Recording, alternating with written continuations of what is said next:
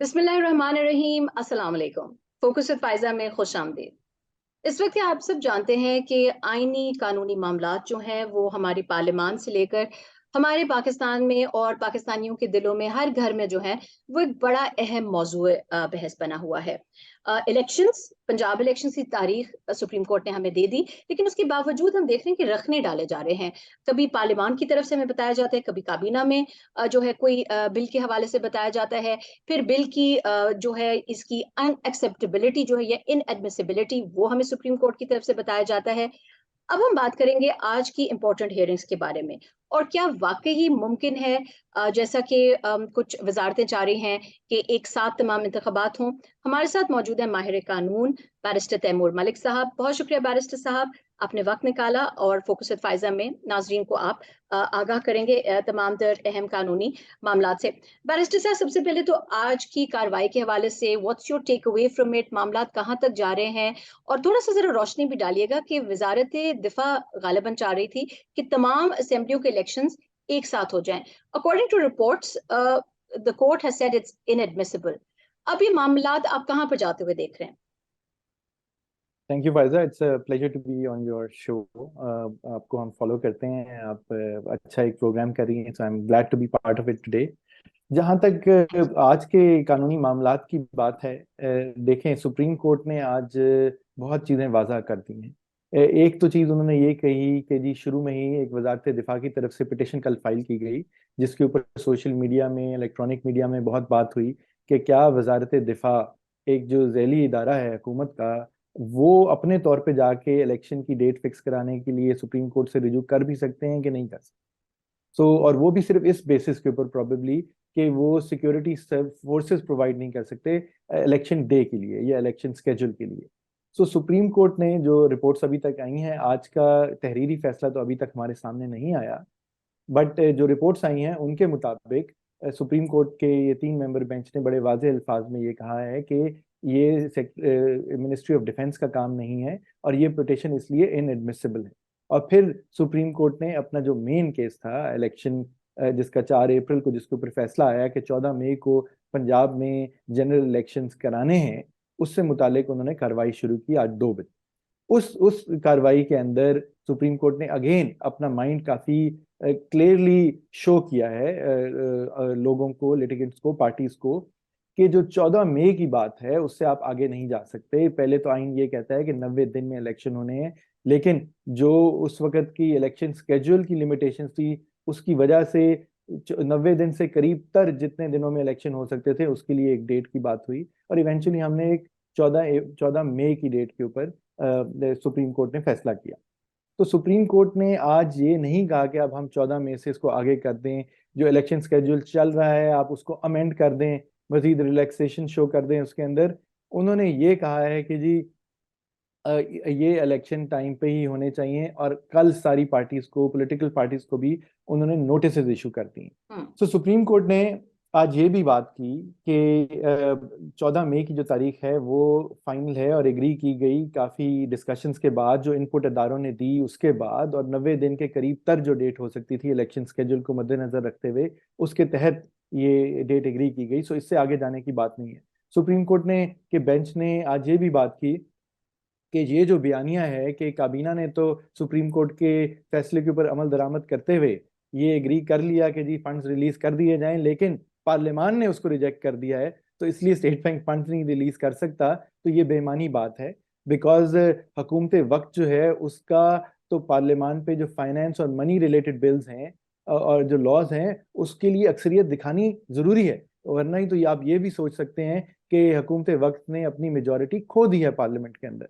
तो इस तरह के बड़े interesting comments were made today before the supreme court. तो अब कल के लिए नोटिस जारी किए गए हैं सारी फ्रीकैन को और सारी पॉलिटिकल पार्टीज को। बैरिस्टर साहब, ये फरमाएगा, ये 19 तारीख को हम प्रोग्राम रिकॉर्ड कर रहे हैं because obviously on air people will be watching it at different times, at different time zones.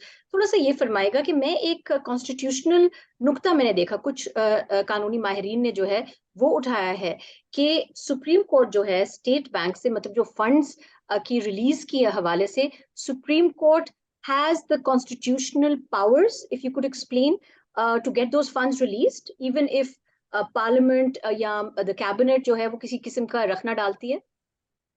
बिल्कुल जी, देखें इस पे बड़ा क्लियरली ये कहा गया है कि जो इलेक्शन एक्सपेंसेस हैं they have to be charge to the federal consolidated fund. So कोई नई चीज की बात नहीं हो रही यहाँ पे। फिर सुप्रीम कोर्ट ने जब ये अपना 9 सफ़े का फैसला दिया इसके ऊपर कि फंड्स स्टेट बैंक रिलीज करे, तो वो सुप्रीम कोर्ट ने कोई सिर्फ अपनी मंशा से बात नहीं की थी। वहां पे स्टेट बैंक के ऑफिशियल्स ने, मिनिस्ट्री ऑफ फाइनेंस के ऑफिशियल्स ने जो बयान दिए कोर्ट के अंदर, और कोर्ट को अश्योरेंसेस दी कि अगर आप ऑर्डर करें, कोर्ट करे, तो हम 17 तारीख तक ये हम फंड्स रिलीज कर सकते हैं, अप्रूवल्स इन प्लेस हो सकते हैं। तो उस सब के बाद कोर्ट ने, और मैं लोगों को यही कह रहा हूँ कि जी वो 9 पेज का ऑर्डर पढ़ लें, आपको उसको क्लैरिटी मिलेगी। सुप्रीम कोर्ट में 2 लाइनों में नहीं कह दिया स्टेट बैंक को कि जी बस आप 21 अरब ट्रांसफर कर दें। तो ये किया गया, स्टेट बैंक ने उसको फॉलो करते हुए, ऑब्वियसली स्टेट बैंक ने वो ऑर्डर माना है, उसके फॉलो करते हुए उन्होंने एलोकेट किए हैं फंड्स।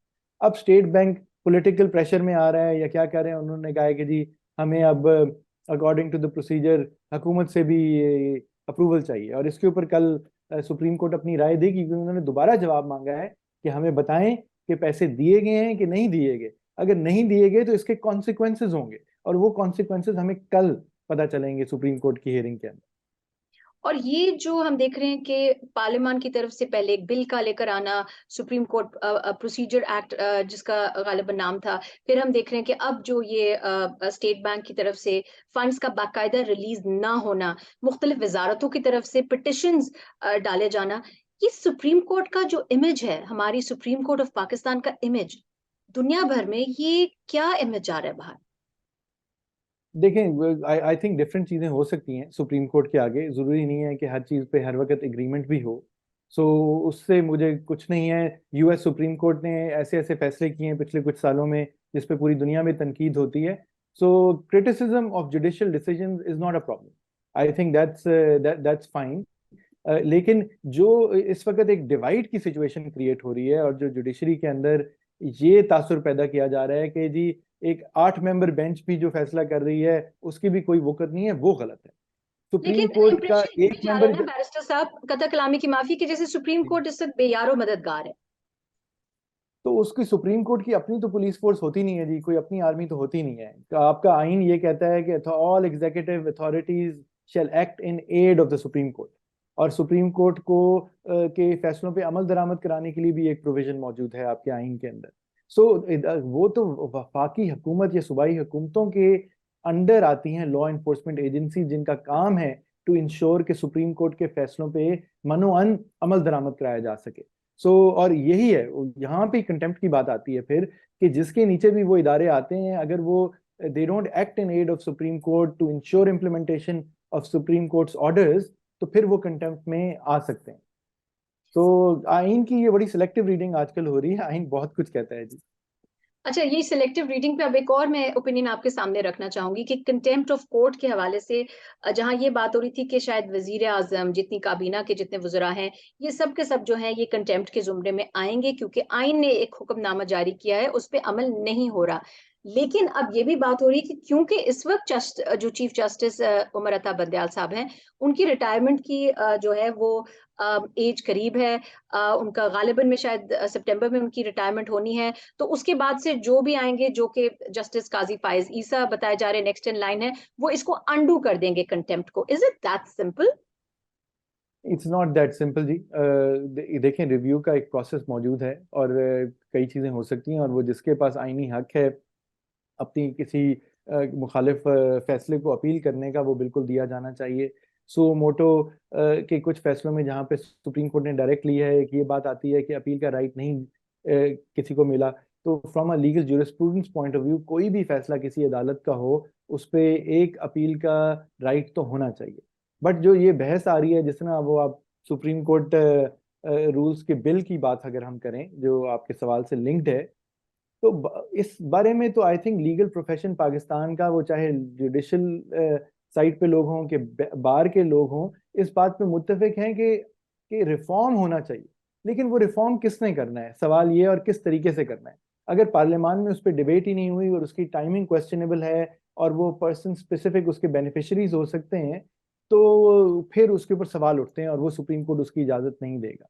मेरे ख्याल में चीफ जस्टिस जो भी आए इससे रिलेटेड जो पावर्स हैं सू मोटो की हों, कंटेम्प्ट की हों, सुप्रीम कोर्ट को खुद, और बंदयाल साहब के पास बड़ा अच्छा मौका है कि वो अगले आने वाले महीनों में सितंबर में जाने से पहले सुप्रीम कोर्ट की मेजॉरिटी को, सारे सुप्रीम कोर्ट को बल्कि साथ बिठा के खुद रूल्स बना जाएं, अमेंड कर जाएं, खुद एक्सरसाइज कर जाएं ये पावर, बजाय कि ये चीज पार्लियामान में चले।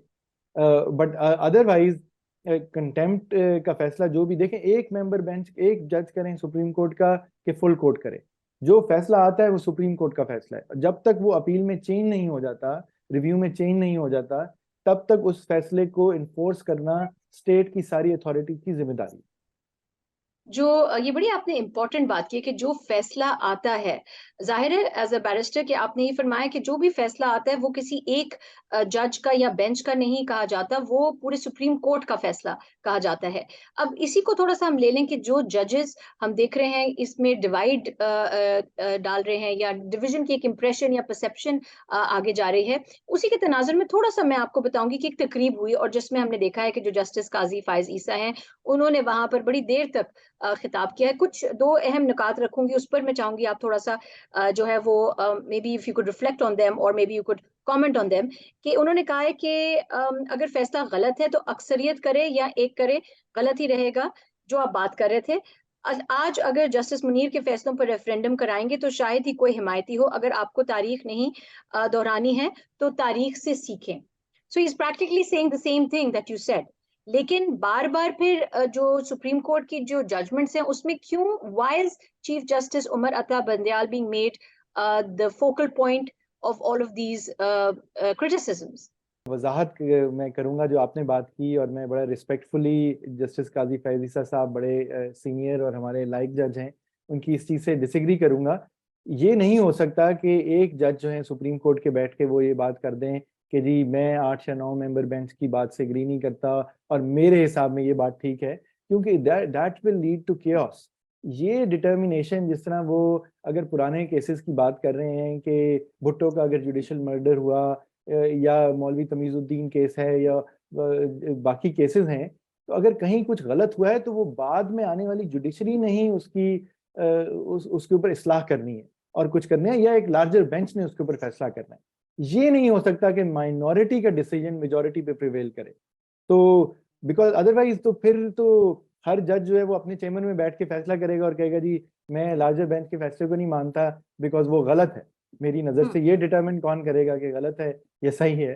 सो this is why majority always has a role to play, और उसको तस्लीम करना चाहिए। हम जब बात कर रहे हैं सुप्रीम कोर्ट की पावर्स के हवाले से, एक और बड़ा अहम नुक्ता जस्टिस फाइज ईसा साहब ने यहाँ पे उठाया। उन्होंने कहा कि मेरी राय में अज़-खुद नोटिस का इख्तियार सुप्रीम कोर्ट के पास है, कहीं नहीं लिखा कि ये सिर्फ सीनियर जज या चीफ जस्टिस का इख्तियार है। सुप्रीम कोर्ट का मतलब तमाम जजेस हैं और मेरे दोस्तों की राय है कि सू मोटो का इख्तियार चीफ जस्टिस का है। तो शिक बता दे, मेरी इस्लाह हो जाएगी और मैं आपके नजरिए पर चल सकूंगा। इस पे थोड़ी सी बताइए। सो मोटो पर फिर दोबारा से उन्होंने जो है वो सवाल उठा दिया कि ये सिर्फ चीफ जस्टिस की डोमेन नहीं है। मैं इस बात से उम्मीद रखता हूँ जी कि जब वो इंशाल्लाह चीफ जस्टिस ऑफ पाकिस्तान बनेंगे तो वो इसी चीज़ पे अमल करेंगे और सिर्फ खुद एक्सरसाइज नहीं करेंगे सो मोटो पावर्स। देखें, सुप्रीम कोर्ट के फैसले मौजूद हैं जिसके अंदर ये बात क्लियरली कही गई है कि सो मोटो पावर्स कौन एक्सरसाइज कर सकता है। जो पार्लियामेंट ने इस वक्त पीडीएम जमातें, जिनको चीफ जस्टिस ऑफ पाकिस्तान आजकल के जो हैं वो उनको बिल्कुल पसंद नहीं आ रहे हैं, तो वो भी जब बिल लेके गए हैं सुप्रीम कोर्ट में तो उन्होंने उस चीज को एक अमेंड करने की कोशिश की है और ये कहा है कि जो 3 सीनियर मोस्ट जजेस होंगे सुप्रीम कोर्ट के, उनका बेंच होगा। तो देखें, अगर हम if we read into all of this, तो हर कोई एडमिट और एक्सेप्ट तो कर रहा है कि इस वक्त अथॉरिटी जो है और पावर जो है वो हमेशा से रही है और अभी चीफ जस्टिस ऑफ पाकिस्तान के पास ही है। सो अदरवाइज अमेंडमेंट की उसकी जरूरत क्या आएगी? जज साहब का बिल्कुल अपना व्यू हो सकता है और वो अपना व्यू दे भी चुके हैं और देते भी रहेंगे, but I think this needs to be clarified. This needs to be clarified by the judiciary. और यही मैं कहूँगा कि बंदयाल साहब के पास एक अपॉर्चुनिटी है इन मामलात से, इन केसेस से अगले कुछ हफ्तों में निकल के अपनी रिटायरमेंट से पहले सारे जजेस के साथ बैठें, रूल मेकिंग करें। क्योंकि ये भी जो पार्लियामेंट भी जो बात करने की कोशिश कर रही है कि जी 3 सीनियर मोस्ट जजेस बैठ जाएंगे, ये भी बगैर किसी डिबेट के, इस पे कोई किसी को कंसल्ट नहीं किया गया, बार की इनपुट नहीं ली गई, लीगल स्कॉलर्स की इनपुट नहीं ली गई, फॉर्मर जजेस या करंट जजेस की इनपुट उसमें शामिल नहीं है। आप ये देखेंगे कि ये जो 8 मेंबर बेंच बना उसके ऊपर कुछ एतराज ये आए कि इसमें 2 सूबों से कोई भी जज नहीं है। तो इस तरह तो फिर कल को कोई बात हो सकती है कि जी अगर बलूचिस्तान का कोई मामला चल रहा है और 3 सीनियर मोस्ट जजेस में से बलूचिस्तान का कोई जज नहीं है, तो कोई ये कहेगा कि जी सू मोटो बेंच के ऊपर उस सूबे का भी कोई जज होना चाहिए, राइट? या फिर आप सारे सूबों के एक एक जज का सू मोटो बेंच बना दें, because you are dealing, suo motu matters हैं कौन से? They are matters of national and public importance. फिर आप ये कहेंगे कि जी आजकल हम जेंडर रिप्रेजेंटेशन के ऊपर बात करते हैं और सही करते हैं, तो क्यों नहीं कि फीमेल जज जरूर बैठें एक सुमोटो बेंच के अंदर? तो इस तरह की बहुत सारी डिबेट खुल जाती हैं, इन चीज़ों पे बात हुई नहीं है, और सिर्फ ये आ गया कि जी 3 सीनियर मोस्ट जो हैं वो सुमोटो बेंच का हिस्सा होंगे। तो काफ़ी कानूनी और दूसरे सवाल रेज होते हैं इस सारे मामले के ऊपर। आखिर में ब्रीफली सिर्फ इतना ही, आपके अपने कानूनी एक्सपीरियंस के तहत इस वक्त जो सूरत हाल बनी है, जिस तरीके से सुप्रीम कोर्ट निशाने पर लग रही है, सियासी पॉलिटिकल अखाड़ा एक तरफ, लेकिन सुप्रीम कोर्ट जो है that seems to be the target of a lot of forces who don't want elections to happen. आपके ख्याल में ये मुल्क के लिए किस सिम्त में हमको लेकर जा रहा है? क्या इससे कुछ अच्छा आप आगे निकलता हुआ देख रहे हैं, या you see all negativity around this? I am an eternal optimist, और मैं पाकिस्तान के नौजवानों से और इवन सीनियर से मैं यही कहूँगा कि ऑप्टिमिज्म और होप गिव अप ना करें। जो आपके सुप्रीम कोर्ट ने आज तक भी अभी तक फैसले रिसेंट टाइम्स में किए हैं, हम उनसे एग्री करें या डिसएग्री करें, लेकिन एक प्रोसेस हमारा चल रहा है, एक जुडिशियल प्रोसेस चल रहा है। पंजाब में आपके वजीर आला बार बार अभी चेंज हुए पिछले साल के अंदर, कोर्ट्स के फैसलों के मुताबिक हुए। आपके इलेक्शन की, पंजाब की जब बात आई अभी ये इन जनरल इलेक्शंस की, तो पहले लाहौर हाई कोर्ट ने फैसला दिया, फिर सुप्रीम कोर्ट में मामला चला है। सो देखें, हमें उम्मीद बिल्कुल रखनी चाहिए। आज भी जो सुप्रीम कोर्ट ने वजारत दिफा की, मेरे ख्याल में एक बेबुनियाद किस्म की जो पिटिशन थी उसको सुनने से इनकार किया है, तो एक अच्छा प्रेसिडेंट इस्टेब्लिश किया है कि वफाकी हुकूमत जब ऑलरेडी एक केस में साथ चल रही है और सूबाई हुकूमत, तो खाली वजारत दिफा का कोई मकसद नहीं बनता कि वो आके एक फरीक, इंडिपेंडेंट फरीक बनने की कोशिश करे।